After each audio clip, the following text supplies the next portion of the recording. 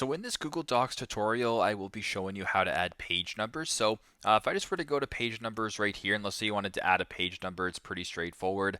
Right up in the top left to where it says format, there's a bunch of different options. Go to where it says page number right here.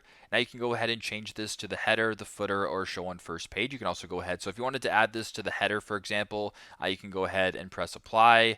There you go. It's now going to show number one in regards to the page number. You can also go back to format and you can go to page numbers again. You can put it in the footer, press apply, and it'll apply in the footer just like that. So you can basically just play around with it, do what you got to do. But that's the basic for you. That's how to add page numbers on Google Docs. Thanks again for watching and hope this helps.